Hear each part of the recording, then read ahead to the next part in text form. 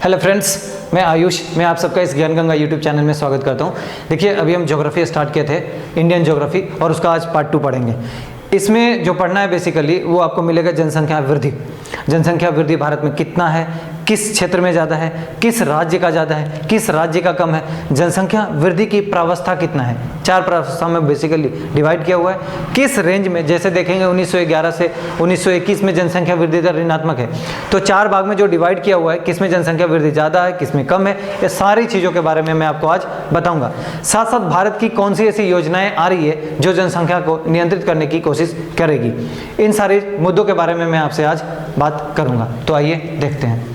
देखिए, सबसे पहला टॉपिक जो आप पढ़ रहे हो आज वो है जनसंख्या वृद्धि अर्थात पॉपुलेशन ग्रोथ। किस तरह से जनसंख्या में वृद्धि होती है।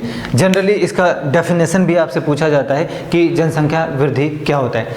तो कभी भी देखिए, जनसंख्या वृद्धि आपको बताना होगा तो किसी एक पार्टिकुलर प्लेस का होता है, कोई एक क्षेत्र का होता है, कोई एक स्थान का होता है।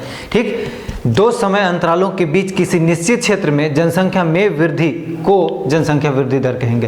क्या मैं आपको बताना चाहता हूं कि 2 समय बिंदुओं के बीच किसी निश्चित, ये इंपॉर्टेंट है भाई, किसी निश्चित क्षेत्र में रहने वाले लोगों की जनसंख्या में परिवर्तन को पॉपुलेशन ग्रोथ या जनसंख्या वृद्धि कहते हैं। अगली एक और बात समझ लीजिए, यहीं पे पॉपुलेशन ग्रोथ की दर को प्रतिशत में व्यक्त किया जाता है। अगर कोई आपसे बोले पॉपुलेशन ग्रोथ रेट, तब उसको आप परसेंटेज में बताएंगे कि 10%, 20%, 30%, ऐसा। ठीक है, अगली बात समझिए, जनसंख्या वृद्धि के 2 घटक होते हैं, ये इंपॉर्टेंट है भाई। तो 2 घटक कौन कौन से हैं, तो यहाँ से क्वेश्चन आता रहता है। पहला घटक बोल रहा है कि नेचुरल प्राकृतिक वृद्धि दर होता है, और दूसरा क्या को बोलते हैं, अभिप्रेरित वृद्धि दर। ठीक है, तो इन दोनों चीजों को आपको समझना पड़ेगा। जब भी आपको कोई अगर बोले प्राकृतिक वृद्धि दर, तो उसमें आपको 2 चीज सोचना होगा, क्रूड बर्थ रेट और क्रूड डेथ रेट। मैं इसी को समझाने की कोशिश करूंगा आपको। देखिए, अशोधित जन्म दर, इसको बोलते हैं इंग्लिश में क्रूड बर्थ रेट, एवं अशोधित मृत्यु दर से निर्धारित किया जाता है। तो अशोधित अगर मृत्यु दर बोलेगा तो आप बोलोगे क्रूड डेथ रेट। समझ गए इन दोनों बातों को आप। तो इन दोनों से निर्धारित होता है क्या, प्राकृतिक वृद्धि दर। तो आपका सवाल होगा कि अशोधित जन्म दर क्या होता है। जब मैं आपको ह्यूमन ज्योग्राफी पढ़ा रहा था, तब मैं आपको बाकायदा CBR और CDR दोनों बताता हुआ चला था। ठीक है, तो मैं जो चाहता हूं आपसे कि इस लेक्चर को देखने के बाद आप जरूर उसको देख लिया करें। उससे क्या होगा, क्लियरिटी और ज़्यादा बढ़ जाएगा, क्योंकि दोनों एक दूसरे के पूरक हैं। समझ पा रहे हैं बात। तो यहाँ पे दोस्त CBR होता क्या है, crude birth rate, total birth कितना हुआ उस समय, उस ईयर, और टोटल पॉपुलेशन कितना था, इन दोनों के रेशियो को ही क्रूड बर्थ रेट कहते हैं। सेम चीज़ है क्रूड डेथ रेट के साथ, जहाँ बर्थ है वहाँ डेथ आ जाएगा और कुछ भी चेंज नहीं होगा। वहीं अगर अभिप्रेरित की मैं बात करूं, अभिप्रेरित वृद्धि दर, तो बोल रहा है कि लोगों के अंतर्वर्ती एवं बहिर्वर्ती संचलन की प्रबलता से निर्धारित होता है। ये इशारा कर रहा है मेरे दोस्त प्रवास की तरफ, कि कितना अंदर आए और कितने लोग चले गए। जैसे प्रवास की धाराएं देखे होंगे कि एक होता है राष्ट्रीय स्तर पर, दूसरा होता है अंतर्राष्ट्रीय स्तर पर। प्रवास को मैं पढ़ाऊंगा, अलग एक चैप्टर है। वैसे आप अगर इसको डिटेल से पढ़ना चाहते हैं तो फिर से मैं कहूँगा कि मेरी प्रीवियस ज्योग्राफी जो ह्यूमन ज्योग्राफी पढ़ाई हुई है, उसमें अगर आप जाएंगे बहुत शानदार तरीके से मैंने बताया है। फिर भी जो लोग नए जुड़े उनके लिए मैं बताता हुआ चलूँगा। देखिए, अगर बात करते हैं प्रवास की, तो सबसे पहले होता है कि एक जगह से दूसरे जगह चले जाना। कुछ लोग बोलते हैं कि अस्थायी प्रवास होता है, कुछ बोलते हैं अस्थायी प्रवास। अस्थायी प्रवास का मतलब वो गए और वहीं के हो गए। तो जब यहाँ से एक जगह से जब चले जाएंगे तो उसको बोलते हैं उत्प्रवास, और जिस जगह पे वो चले आए हैं उसको बोलते हैं आप्रवास। मैं क्या बोलता हूँ इस बात को समझिए। मान लीजिए ये जनरली बिहार का क्षेत्र है, ठीक है, और मान लीजिए ये दिल्ली का क्षेत्र है। तो यहाँ से लोग यहाँ को जा रहे हैं ज़्यादातर। और दूसरी बात देखेंगे, इंडस्ट्री तमिलनाडु की तरफ है और इंडस्ट्री गुजरात की तरफ है, इंडस्ट्री थोड़ा बहुत देखेंगे महाराष्ट्र की तरफ है। ठीक है, तो जो भी अगर आप देख रहे हैं जहाँ जहाँ इंडस्ट्रीज हैं, जाहिर सी बात है, कल मैं आपको बताया था कि इंडस्ट्री पॉपुलेशन को आकर्षित करती है। ऐसे में लोग क्या करेंगे, रोजगार के पर्पज से पलायन करते हैं। तो यहाँ से जो लोग चले गए उसी को कहते हैं मेरे दोस्त उत्प्रवास, और जहाँ पे आ गए मेरे दोस्त उसी को कहते हैं आप्रवास। और अगर ये लोग अस्थायी रूप से यहाँ रह गए तो अस्थायी प्रवास, और अगर अस्थायी रूप से नहीं रहे, कुछ समय के लिए रहे, तो बोलते हैं कि अस्थायी प्रवास। मैं समझता हूँ बेसिक स्तर पे आपको जरूर क्लियर हो गया होगा। अब अगली बात देखिए, भारत की जनसंख्या वृद्धि दर। अब देखिए, भारत में जनसंख्या वृद्धि दर को दो तरह से मेजर करते हैं। एक को बोलते हैं वार्षिक और दूसरे को बोलते हैं दशकीय। दशकीय मतलब 10 वर्ष पर जो डिफरेंस देखा जाता है। वार्षिक का मतलब 1 साल के ऊपर। तो देखिए, भारत की जनसंख्या वृद्धि दर को एक वार्षिक तौर पे मेजर किया जाता है, दूसरा दशकीय किया जाता है। और यही दशकीय आप पढ़ते हो ना कि जनगणना अगला आने वाला है। जैसे 2011 का जनगणना आया था, अगला 2021 का आने वाला है। ठीक, तो इसका मतलब इन दोनों के बीच में कितना हुआ? 10 साल। तो यही बोल रहा है दशकीय वृद्धि। क्लियर है ये बात? अब यहाँ पे समझिए, तो भारत में जो वार्षिक वृद्धि है और दशकीय वृद्धि है, दोनों बहुत अधिक ऊंचे हैं, बहुत ज़्यादा है। ठीक है, और ये लगातार बढ़ भी रहा है। अगली बात बोल रहा है कि ऐसा क्यों हो रहा है। तो देखिए, यहाँ पे बर्थ रेट ज़्यादा है और डेथ रेट कम है। चूंकि बर्थ रेट ज़्यादा है और डेथ रेट कम है, इस वजह से पॉपुलेशन का ग्रोथ ज़्यादा होगा। क्लियर?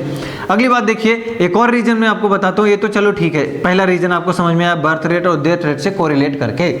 दूसरी बात देखेंगे, प्रवास की दर लगातार क्या होता है? बढ़ता चला जाता है। अगर प्रवास बढ़ता चला जाएगा तो जाहिर सी बात है, कहीं पे जनसंख्या कम जाएगा और कहीं पे जनसंख्या बढ़ जाएगा। ये माइग्रेशन अच्छी चीज़ नहीं है। आप वर्तमान समय में भारत में देखने को मिल रहा होगा, कोविड-19 की वजह से जो मजदूर थे, जो श्रमिक थे, उनका बहुत बुरा हाल हुआ। अचानक उनको रिवर्स माइग्रेशन करना पड़ रहा है, वापस अपने गांव की तरफ जाना पड़ रहा है। अगली बात देखिए, दशकीय वृद्धि दर। दशकीय वृद्धि दर का सीधा सीधा क्या मतलब है? 10 वर्ष में वृद्धि दर। तो मैं आपको एक छोटा सा फॉर्मूला बताता चलूं। जैसे मैंने लिखा यहाँ P2 minus P1 by P2 into 100। ये क्या है P1 और P2? P2 का मतलब क्या होता है कि वर्तमान जनसंख्या कितना है, और P1 का मतलब होता है आधार वर्ष की जनसंख्या कितना है। मतलब ये बेस ईयर का पॉपुलेशन देखा जाता है। अगर बेस ईयर की आप पॉपुलेशन देखेंगे तो, क्योंकि देखिए कभी भी आप कुछ भी परसेंटेज निकालेंगे तो एक तो जब करंट का क्या है और पिछला क्या है, हमेशा परसेंटेज किसी भी चीज़ की, किसी भी कमोडिटी की अगर आप निकालोगे तो प्रीवियस और वर्तमान दोनों का क्या करते हैं? कोरिलेशन करते हैं। सेम चीज़ यहाँ मैं बता रहा हूँ कि वर्तमान की जनसंख्या माइनस आधार वर्ष आपने जो भी रखा हो। अगर आप मान लीजिए कि दशकीय वृद्धि दर निकालना चाहते हैं तो यहाँ पे लेना होगा आपको, जो अगला आने वाला, मैं एक बात बता रहा हूँ आपको, 2021 का माइनस क्या करेंगे? 2011 वाला जनसंख्या डिवाइडेड बाय क्या करेंगे? 2021 की जनसंख्या इंटू क्या करेंगे? 100। ये जो आएगा वो पता चलेगा आपको दशकीय वृद्धि दर कि भारत में कितना है। दूसरी बात, अगर आप एनुअल निकालना चाहेंगे, वार्षिक निकालना चाहेंगे, तो यहाँ पे 2021 दिख रहा है, यहाँ पे 2020 कर लेंगे, यहाँ 2020 कर लेंगे, इंटू 100। वो जो आएगा वो आपका क्या आएगा? वो आपका आएगा वार्षिक वृद्धि दर। क्लियर? मैं समझा पाया हूँ आपको। अगली बात समझिए, 1921 में बोला जाता है, 1921 में जनसंख्या वृद्धि दर क्या है? ऋणात्मक है। भारत में ऐसा पहली बार हुआ था। क्लियर है? इसी वजह से ये इंपॉर्टेंट माना जाता है और क्वेश्चन आता रहता है कि भारत में कब ऐसा हुआ कि जनसंख्या वृद्धि दर निगेटिव आई। तो अगली बात देखिए, जनसंख्या वृद्धि की प्रावस्था, स्टेप्स कितने होते हैं। एनसीईआरटी में आपको 4 प्रावस्था में जनसंख्या वृद्धि दर को बताया गया है। ठीक है, तो उन चारों को मैं आपको समझाने की कोशिश करूंगा। इसको बहुत ध्यान से समझना है क्योंकि ये इंपॉर्टेंट है, मेंस के स्तर पे भी और प्री के स्तर पे भी, दोनों जगह कहीं ना कहीं एग्जाम में आएगा। और ये जो चैप्टर आप मेरे साथ पढ़ रहे हैं, मैं समझता हूँ काफ़ी इंपॉर्टेंट है, काफ़ी पेचीदा है, लेकिन बहुत सरल तरीके से आपको बता पाऊंगा मैं। पहली बात बोल रहे प्रावस्था क, प्रावस्था ख, प्रावस्था ग और प्रावस्था घ। इसका मतलब इन्होंने 4 स्टेप्स में इसे डिवाइड कर दिया है। अगर 4 स्टेप में है तो पहली बात हम देखेंगे अवधि की, कि कौन से ड्यूरेशन को लेकर इन्होंने विभाजित किया है। अगर ड्यूरेशन आप देख लोगे, उसके बाद हम दूसरी बात करेंगे जनसंख्या वृद्धि, कि उस पर्टिकुलर ड्यूरेशन में जनसंख्या की वृद्धि कितनी हुई है। तो पहली बात आपके सामने मैं रख रहा हूँ अवधि। तो यहाँ पे देखिए 1901 से 1921, मतलब ये 20 साल का ड्यूरेशन लिया। उसके बाद आप यहाँ पे देखेंगे 1921 से 1951, इसका मतलब ये 30 साल का ड्यूरेशन लिया। सेम चीज अगर यहाँ देखेंगे 1951 टू 1931, ये भी 30 साल का ड्यूरेशन है। और यहाँ पे 1981 के बाद अभी जो वर्तमान तक चल रहा है। ठीक, ये 4 प्रावस्था है। पहली प्रावस्था में देखेंगे 1901 से 1921 के बीच में जनसंख्या वृद्धि न्यूनतम थी। ठीक है, तो मैं क्या बताऊंगा आपको कि जनसंख्या वृद्धि क्या है? निम्न वृद्धि है। लेकिन उसके आगे देखेंगे 1921 वाले में तो ये स्थिर है। ठीक है, इसके बाद यहाँ पे क्या देखेंगे? जनसंख्या विस्फोट की स्थिति आएगी। ठीक है, मतलब जनसंख्या विस्फोट क्या होता है बताऊंगा ही अभी आपको। और दूसरी बात देखिए यहाँ पे सामान्य वृद्धि है। आप एक दूसरे से कोरिलेट करके अगर दिमाग में बसाने की कोशिश करेंगे तो मैं समझता हूँ आप लंबे समय तक रख पाएंगे। अगली बात मैं आपको बताऊं कि 1911 से 1921, मतलब 1911 से 1921 में वृद्धि दर ऋणात्मक रही। क्या मैं अभी आपको यही बता रहा था? बिल्कुल यही बात बता रहा था। ठीक। तो यहाँ पे आप देखने को क्या मिलेगा आपको कि बर्थ रेट ज़्यादा था और डेथ रेट उससे भी ज़्यादा था। अगर डेथ रेट ज़्यादा होगा, मतलब अगर 10 लोग पैदा हो रहे हैं 8 मर रहे हैं, तो जाहिर सी बात है जनसंख्या वृद्धि दर ऋणात्मक होगा, कम होगा। ठीक है, अब आप समझिए, इसी वजह से यहाँ बोला जा रहा है कि निम्न वृद्धि दर है। क्यों ऐसा हुआ, क्यों डेथ रेट ज़्यादा हो गया? देखिए, डेथ रेट ज़्यादा होने का 2-3 रीजन है। सबसे पहली बात कि उस समय मेडिकल फैसिलिटीज उतनी ज़्यादा नहीं होती थी। दूसरी, लिटरेसी रेट उतना ज़्यादा नहीं था। साथ साथ स्वास्थ्य की सुविधाएं, भोजन, ये सब की जो गुणवत्ता होता था वो अच्छा नहीं होता था। आपको याद होगा कि अगर महामारी फैलती थी, पूरे गांव के गांव साफ हो जाते थे। इस वजह से पॉपुलेशन ग्रोथ जो होता था वो निगेटिव देखने को मिला 1911 से 1921 के मध्य। क्लियर है ये बात? अगली बात आप समझेंगे 1921 वाले में, तो ये इसका रीजन देता हूं कि ये क्यों स्थिर है, क्योंकि यहाँ पे बर्थ रेट और डेथ रेट दोनों बराबर नजर आएगा, इसीलिए तो स्थिर है ना। कांस्टेंट होने का मतलब है कि ना बढ़ रहा है ना घट रहा है। इसका मतलब बर्थ रेट तो ठीक ठाक बढ़ ही रहा था, डेथ रेट इसका मतलब अचानक रुक गया, मरने वालों की संख्या कम हो गई। ऐसा क्या हुआ होगा? डेफिनेटली धीरे धीरे विश्व स्तर पे अगर रिसर्च बढ़ रही है, मेडिकल सुविधाएं, फैसिलिटीज लगातार रिसर्च हो रहे हैं, तो जो डेथ होने वाला रेट था वो धीरे धीरे कम हुआ। इसी वजह से मेरे भाई यहाँ पे अगर आप देखेंगे तो स्वास्थ्य सुधार, स्वच्छता में सुधार और वैश्विक आर्थिक मंदी एक अलग पॉइंट है। हालांकि इन दोनों पॉइंट्स को अगर आप देखेंगे तो आपको डेथ रेट कम होता नजर आएगा। इसी वजह से बर्थ रेट और डेथ रेट दोनों इक्वल नजर आएगा। तो मैं कह सकता हूँ कि यहाँ पे जनसंख्या स्थिर है। क्लियर? अगली बात देखिए, उसी दशक 1921 से 1951 के बीच में अगर आप देखेंगे तो एक वैश्विक आर्थिक मंदी भी आई थी, जो कि 1929 तक आप देखे होंगे बहुत ज़्यादा इकोनॉमी चरमरा गई थी अनेक देशों का, क्योंकि विश्व युद्ध भी हुआ था उसी समय 1914 से 1918 के बीच। तो उसके बाद की स्थिति की मैं बात बता रहा हूँ आपको। अगली बात देखिए, प्रावस्था ग, इसमें मैं आपको बताया कि जनसंख्या का विस्फोट होता है। जनसंख्या का विस्फोट होने का मतलब कि जनसंख्या का बहुत ज़्यादा बढ़ना, और अगर बहुत ज़्यादा बढ़ना इसका मतलब बर्थ रेट तो बहुत ज़्यादा होगा ही होगा, डेथ रेट उसी रेशियो में कम होता नजर आएगा, तो ओवरऑल क्या होगा? ज़्यादा होगा। इसी को बोलते हैं पॉपुलेशन, मतलब इसी को बोलते हैं जनसंख्या विस्फोट। ठीक, तो यहाँ पे देखिए मेरे दोस्त, बर्थ रेट बहुत ज़्यादा है, डेथ रेट कम है। इन दोनों से आपको समझ में आ रहा होगा कि इसका जो वृद्धि दर होगा वो बहुत ज़्यादा होगा, और उस समय 2.2 चला गया था वृद्धि दर। हालांकि वर्तमान में भी ये कायम है, इसी तरह से बढ़ रहा है। अगली बात समझिए, अंतर्राष्ट्रीय प्रवास भी इस समय बढ़ रहा था। एक तो जनसंख्या ठीक है, भारत में बच्चे पैदा बहुत ज़्यादा हुए, मरे कम, लेकिन अंतर्राष्ट्रीय प्रवास उस समय बहुत ज़्यादा हुआ। भारत में देखेंगे तो तिब्बत से लोग बहुत ज़्यादा आए। ठीक, दूसरी बात देखेंगे कि बांग्लादेशी बहुत ज़्यादा भारत में आए, नेपाली बहुत ज़्यादा आए, पाकिस्तानी बहुत ज़्यादा आए। याद है वो दौर 1951, जब मैं आपको पॉलिटी पढ़ाऊँगा तो आपको एहसास कराऊँगा कि ऐसा क्यों हो रहा था, क्यों हमारे देश में इतने माइग्रेशन आ रहे थे। उसी समय आप देखेंगे 1947 में हमारा जब देश आज़ाद हो रहा होता है, तो बहुत सारे जो बांग्लादेश से हैं, पाकिस्तान है, वहाँ से लोग यहाँ आ रहे थे, क्योंकि जाहिर सी बात है बांग्लादेश और पाकिस्तान से ज़्यादा हम सक्षम हैं। ठीक है, वर्तमान में भी और हमेशा रहेंगे फ्यूचर में भी। ठीक है, तो ये बात समझिए आप, इनको सुविधाएं ज़्यादा मिल रही थी और इस वजह से इन लोग बहुत ज़्यादा बल्क मात्रा में पलायन किए और भारत में रह गए। अभी आप देख रहे होंगे बहुत सारा कम्युनिटीज़ है, जैसे आप सिक्किम के क्षेत्र में देख लीजिए, उसके बाद नॉर्थ ईस्ट में देख लीजिए, आप इस साइड गुजरात के साइड में देख लीजिए, राजस्थान के साइड में देख लीजिए। रिफ्यूजीज़ का अगर मैं कहूँ, फरीदाबाद का एरिया जो है वहाँ पे बहुत ज़्यादा रिफ्यूजीज़ हैं जो पाकिस्तान से लौट कर लोग आए थे। तो उनका अगर आना हुआ है तो ये दशक कौन सा है? 1950 का है, 1950 का दशक में ही सब ऐसा चल रहा था। तो देखिए अंतर्राष्ट्रीय प्रवास के कारण ये सब क्या हुआ, ये सारे लोग कहाँ आए? भारत में आए। तो जाहिर सी बात है भारत की जनसंख्या विस्फोट में ये भी अहम भूमिका निभाते हैं। अगली बात अगर देखेंगे प्रावस्था घ में 1981 के बाद की अगर सिनेरियो की मैं बात करूं आपसे, तो यहाँ पे देखिए, जब पॉपुलेशन की ग्रोथ बहुत ज़्यादा हो रहा था भारत में, कुछ नियम कानून बनाया गया जिसके तहत पॉपुलेशन को कंट्रोल करने की कोशिश की गई। उनमें से सबसे पुरजोर तरीका जो अपनाया गया था वो विवाह की उम्र को बढ़ा दिया गया और शिक्षा के स्तर को बढ़ावा दिया।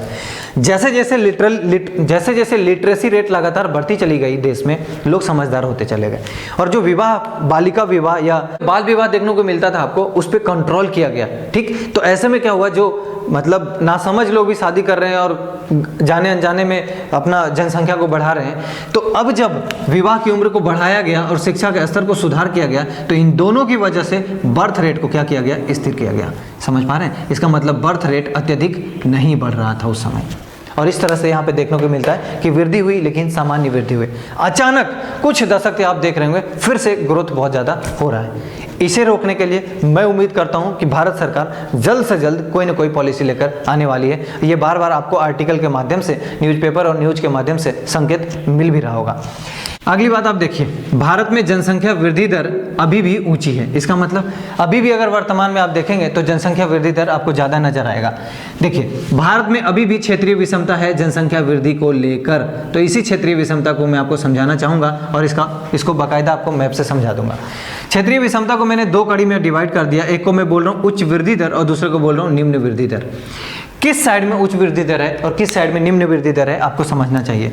सबसे पहले देखिए, आपसे जो एक्चुअली कई बार ऑब्जेक्टिव पूछ लेगा कि किस राज्य का वृद्धि दर ज़्यादा है और किस राज्य का वृद्धि दर कम है, किस यूनियन टेरिटरी में वृद्धि दर ज़्यादा है, किस यूनियन टेरिटरी में वृद्धि दर कम है, आपको जरूर याद रखना चाहिए। तो पहली बात, अगर स्टेट के लेवल पे बात करें कि वृद्धि दर किसका है तो आंसर मेघालय, अति इंपॉर्टेंट। दूसरा, अगर यूनियन टेरिटरी पूछे कि किसका वृद्धि दर ज़्यादा है, मैक्सिमम है, तो उच्च वृद्धि दर बता रहा हूँ ना, तो क्या बोलेंगे आप, दादरा नगर हवेली। मेरे बात ध्यान रहे, दादरा नगर हवेली को अब मर्ज कर दिया गया है दमन और दीव के साथ, कल बताया था आपको। अगली बात, निम्न वृद्धि दर की अगर कहूँ तो वहाँ पे आप देखेंगे स्टेट में आएगा नागालैंड, उसकी वृद्धि दर नेगेटिव में है। लेकिन अगर यूनियन टेरिटरी की बात करूँ तो ये होगा लक्षद्वीप 6.3%। बोलोगे ये कौन सा जनगणना की बात कर रहे हो, 2011 की जनगणना के अनुसार ये चीज़ें आपके सामने रखा हूँ। अगली चीज समझिए, बोला जा रहा है कि उच्च वृद्धि दर कहाँ है, उत्तरी भारत में है, उत्तरी पूर्वी भारत में है, उत्तरी पश्चिमी भारत में है। क्लियर है, ये बात आप ध्यान से सुनिए मेरी। उत्तरी भारत, उत्तरी पूर्वी भारत और उत्तरी पश्चिमी भारत। क्या अगर आप सिर्फ इतनी सी बात मैप में अगर देख लेंगे तो ये जो इतना मैं राज्य लिख रहा हूँ वो याद करने की जरूरत नहीं होगी। मैं आपको समझाता हूँ कैसे। इधर आइए, तो आपको ये मैप दिख रहा होगा अपना प्यारा भारत। मैं आपको इसी में समझाने की कोशिश कर दूंगा, आप समझ भी पाएंगे, मैं इतना उम्मीद आपसे कर रहा हूँ। अब आप समझिए क्या बोल रहे हैं यहाँ पे, उत्तरी भारत। तो उत्तरी भारत कौन सा क्षेत्र होगा, ये वाला। मैं सीधा सीधा एक लाइन कहूँ तो इसका प्रायद्वीपीय भारत की अभी मैं बात करूँगा उस साइड में। तो अगर इधर की बात करूँ तो आप यहाँ पे देखेंगे उत्तरी भारत में ये सब का क्षेत्र आएगा। ठीक है, आप बोलेंगे जम्मू कश्मीर, ये मेरे दोस्त पर्वतीय क्षेत्र है। तो पर्वतीय क्षेत्र में कल बताया था जनसंख्या कम होगा। उसके बाद का अगर देखेंगे तो यहाँ पे आएगा पंजाब आएगा, हरियाणा आएगा, इधर यूपी आएगा, इधर बिहार आएगा, इधर झारखंड आएगा। तो ये सारे एक लाइन से क्या होगा, जनसंख्या इनमें ज़्यादा होगा। आपके सामने उत्तरी पूर्वी बोला गया तो उत्तरी पूर्वी में बिहार को ले लीजिए, झारखंड को ले लीजिए, बंगाल को ले लीजिए। ठीक है, WB। लेकिन अगर उत्तरी पश्चिमी की बात होगा तो उत्तरी पश्चिमी में क्या आएगा आपके सामने, ये राजस्थान का क्षेत्र हो जाएगा, इधर थोड़ा गुजरात का क्षेत्र हो जाएगा, इधर थोड़ा सा महाराष्ट्र का क्षेत्र आ जाएगा, है ना। तो ये जो क्षेत्र हो जाएगा ये उत्तरी पश्चिमी कहलाएगा। अगर मैं आपको कहूँ कि सीधा सीधा अगर मैं कहता हूँ उत्तरी भारत, उत्तरी पूर्वी भारत और उत्तरी पश्चिमी भारत, तो मैं समझता हूँ आपके दिमाग में आ जाता अगर मैप याद होता तो। इस वजह से मेरे भाई कल भी मैं आपको जोर दे रहा था, आज भी मैं जोर दे रहा हूँ, मैप छप जाना चाहिए। बिना मैप के ज्योग्राफी नहीं पढ़ सकते। निम्न वृद्धि दर की अगर बात करूं तो सबसे पहले देखिए प्रायद्वीपीय भारत के साइड में निम्न वृद्धि दर है। जैसे गोवा राज्य है, कर्नाटका हो गया, केरला, तमिलनाडु, आंध्र प्रदेश, उड़ीसा। तो आपको लगभग दिख रहा होगा प्रायद्वीपीय। प्रायद्वीपीय का मतलब कोस्टल एरिया जो भी है देश में उसकी बात कर रहा हूँ। ठीक, तो इन सबको मैं इसमें रख लिया हूँ निम्न वृद्धि दर में, और इधर वाले को उच्च वृद्धि दर में रख लिया हूँ। अगर आपसे कोई सवाल कर दे कि क्या भारत में जनसंख्या वृद्धि को लेकर विषमताएं हैं, तो आप एकदम आराम से बोलेंगे कि हाँ है, और आप बाकायदा मैप बना के एक एक चीज़ों को डिटेल से लिख देंगे। फिर भी अगर किसी को दिक्कत आ रही हो कि मैं कैसे लिखूँ मेंस के लिए, या कैसे 2-4 पेज लिखूँ इन चीज़ों को, तो आप मुझे एक बार बताइए, मैं ज़रूर एक्सप्लेन करूँगा आपके सामने। अगली बात देखिए, किशोरों के आयु में 30% की वृद्धि। मेरे दोस्त, लगातार आप भारत के स्तर पे देखते रहे होंगे कि जितने भी युवा हैं, युवाओं की संख्या बढ़ रहा है। अगर युवाओं की संख्या भारत के स्तर पे बढ़ती है तो ये भारत के लिए बहुत बड़ी अचीवमेंट है, क्योंकि वर्तमान समय में आप देखते होंगे जितना ज़्यादा युवा जनसंख्या है उतना ही ज़्यादा कार्यशील जनसंख्या है। और अगर कार्यशील जनसंख्या है इसका मतलब वो काम करने के लिए तैयार है, और अगर काम करने के लिए तैयार है तो वो आपकी इकोनॉमी को बढ़ाने के लिए तैयार है। इसी वजह से किसी भी मुल्क में अगर युवा जनसंख्या है तो बहुत अच्छा माना जाता है। किशोरों को बताया जा रहा है कि 10 से 19 वर्ष वाले हैं, तो किशोर में 2 टाइप बट गया, एक हो गया किशोर और दूसरा हो जाएंगे किशोरी, मतलब बॉयज और गर्ल्स। बॉयज में अगर देखेंगे तो 52.7% की वृद्धि है, और वहीं किशोरी में 43% की वृद्धि है, अकॉर्डिंग टू गवर्नमेंट डेटा। मैं आपको समझाता चलूं, भारत को इन्हें क्या करना चाहिए, उच्च शिक्षा देना चाहिए, उत्तम स्वास्थ्य की सुविधाएं मिलनी चाहिए और कौशल विकास करना चाहिए और रचनात्मक कार्य जैसे कि स्पोर्ट्स में इनको आगे लाना चाहिए, रिसर्च में इनको आगे लाना चाहिए, एक्सेट्रा। ठीक है, अगर ऐसी चीज़ों में युवाओं को आगे लाया जाएगा तो जाहिर सी बात है मेरे भाई कि आने वाले समय में हमारी इकोनॉमी बहुत ज़्यादा बढ़ेगी। वैसे भी भारत स्किल इंडिया मिशन किसके लिए चलाई है, युवाओं के लिए चलाई है। वैसे भी भारत मुद्रा योजना किसके लिए चला रही है, युवाओं के लिए, महिलाओं के लिए चला रही है। अलग अलग तरीका से भारत सरकार बढ़ावा दे रही है युवाओं को, ताकि वो आगे आए और आत्मनिर्भर भारत को बढ़ावा दें। और आत्मनिर्भर भारत भी यही है, डिजिटल इंडिया भी यही है, समझ पा रहे हैं ना। तो जो भी आप योजनाएं देख रहे होंगे भारत के स्तर पे, सब युवाओं को प्रेरित करने की कोशिश की जा रही है। ऐसे में मैं समझता हूं कि युवाओं में एक अलग सी दृष्टिकोण और एक सोच पैदा होगा। अब आप समझिए मैं बात जो कह रहा हूं, अगर ये लोग इस तरह से उच्च शिक्षा वाले होंगे, हाईली स्किल्ड होंगे और रचनात्मक कार्यों से जुड़े होंगे, तो जाहिर सी बात है उस मुल्क की इकोनॉमी में बढ़ावा देंगे। और मैं समझता हूं कि आयात को कम करके निर्यात को बढ़ावा देंगे, और यही तो अचीवमेंट है किसी भी राष्ट्र के लिए। अब देखिए, लगातार भारत सरकार क्या कर रही है, मेक इन इंडिया पे बल दे रही है। मेक इन इंडिया पे बल देने का मतलब क्या है, भारत में सामान बने, तो ऐसे में भारत कहीं से भी आयात नहीं करेगा, बल्कि भारत निर्यात करने की स्थिति में आएगा। वर्तमान समय में आप देख रहे होंगे मेक इन इंडिया 2, इसका मतलब मेक इन इंडिया को बढ़ावा दिया जा रहा है, इंपोर्ट्स को कम करने के लिए, आयात को कम करने के लिए। ऐसे में भारत के लिए बहुत बड़ी अचीवमेंट होगी। मैं अभी कह भी रहा था ना कि आत्मनिर्भर भारत अगर बात हो रही है तो बिना मेक इन इंडिया का, बिना डिजिटल इंडिया का ये पॉसिबल नहीं है। तो मेक इन इंडिया और डिजिटल इंडिया को बढ़ावा देने की आवश्यकता है। ठीक है, साथ साथ युवाओं को बहुत ज़्यादा रोजगार मिलेगा, और युवाओं को रोजगार मिलना दूसरी सबसे बड़ी अचीवमेंट होगी। हमारे देश में बेरोजगारी समाप्त होगी, गरीबी समाप्त होगी। तो ऐसे में मेक इन इंडिया बहुत मील का पत्थर साबित होने वाला है। और make in India, digital India और स्किल इंडिया, ये सारी चीज़ों को बहुत ज़्यादा बढ़ावा देने की ज़रूरत है। तो देखिए, ये पार्ट 2 था, पार्ट 3 भी संभावित है, जरूर आएगा, और पार्ट 3 आपको जल्द से जल्द प्रोवाइड करा दिया जाएगा। अगर आपको वीडियोज पसंद आ रहे हैं दोस्त, लाइक बनता है, कमेंट्स जरूर कीजिए, दोस्तों को शेयर जरूर करें। धन्यवाद।